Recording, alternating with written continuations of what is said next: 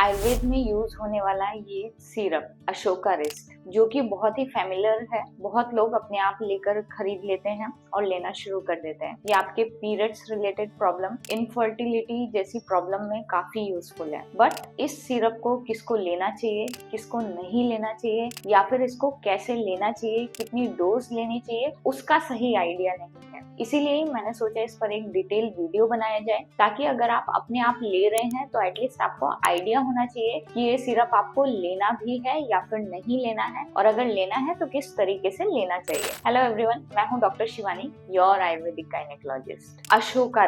Ashoka wrist में जो main drug है वो है अशोक, और अशोक जो है वो आपके यूट्रस की हेल्थ के लिए बहुत ही अच्छी मानी गई है। यानी कि फीमेल रिप्रोडक्टिव सिस्टम के लिए जो अशोक हर्ब है वो बहुत ही अच्छी रहती है। इसीलिए इस सिरप को एज ए यूट्राइन टॉनिक भी दिया जाता है। अब हम बात करते हैं कि इस अशोका रिस्ट में और कौन कौन सी हर्ब इस्तेमाल की जाती हैं। तो जैसे कि मैंने बताया, इसमें जो मेन हर्ब है वो है अशोक। अशोक के साथ साथ में और भी कई सारी ड्रग्स जो हैं उसमें ऐड की जाती हैं, जैसे कि मुस्ता है, धातकी है, उत्पल है, त्रिफला है, काला जीरा है, चंदन है, वासा है। ये सारे इंग्रेडिएंट इस अशोका रिस्ट में प्रेजेंट रहते हैं। ये जो अशोका रिस्ट है वो मेनली DUB की कंडीशन में देने को बताया गया है। DUB किसको बोलते हैं? Dysfunctional uterine bleeding. It means अगर आपको पीरियड्स इररेगुलर हो रहे हैं, इट मीन्स आपको ब्लीडिंग जो है वो बार बार हो रही है, तो उसमें इसका इस्तेमाल करने के लिए बताया गया है। इसी के साथ साथ में ये हेल्प करती है अगर यूट्रस में किसी भी तरह की स्वेलिंग है, शोथ है, तो इसको शोथ हर्ब बताया गया है। इट मीन्स अगर आपके यूट्रस में किसी भी तरह का इन्फ्लेमेशन,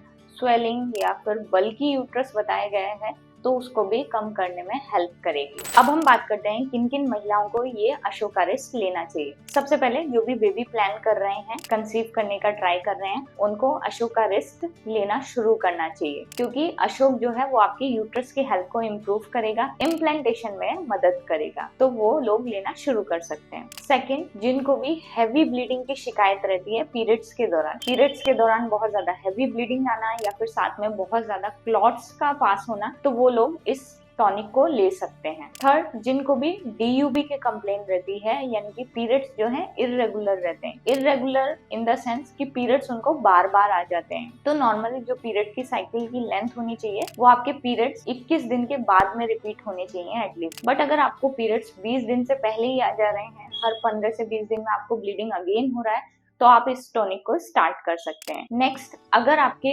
USG रिपोर्ट में बल्कि यूट्रस बताया गया है, इट मीन्स आपके यूट्रस का साइज जो है वो बढ़ रहा है, तो इस कंडीशन में भी आप ये टॉनिक स्टार्ट कर सकते हैं। नेक्स्ट आता है, अगर आपकी USG रिपोर्ट में आपकी जो एंडोमेट्रियम थिकनेस है वो ज्यादा बन रही है, तो वो महिलाएं भी इस टॉनिक का इस्तेमाल कर सकती हैं। अब हम बात करते हैं कि ये जो सिरप है वो किन लोगों को नहीं लेना चाहिए। तो सबसे पहले, जिनके पीरियड्स इररेगुलर का यहाँ पे मतलब है जिनकी भी साइकिल 1.5 महीने, 2 महीने, 3 महीने इतने में रिपीट होती है, उनके में शायद ये जो अशोका रिस्ट है वो काम नहीं करेगा। या फिर जिनको भी PCOD की प्रॉब्लम है, तो PCOD की प्रॉब्लम में जो प्रॉब्लम है वो यूट्रस में नहीं है, वो प्रॉब्लम है आपकी ओवरीज में, जहाँ पे प्रॉपर एग नहीं बन रहा है, तो वो लोग अगर अशोका रिस्ट लेंगे तो उनको कोई भी फायदा नहीं होगा। सेकेंड आता है, अगर कोई भी डायबिटिक है, इट मीन्स अगर शुगर लेवल बढ़े हुए रहते हैं, क्योंकि इस सिरप में जो है वो गुड़ प्रेजेंट है, तो वो आपके शुगर लेवल्स को डिस्टर्ब कर सकता है, तो उन लोगों को ये जो अशोका रिस्ट है वो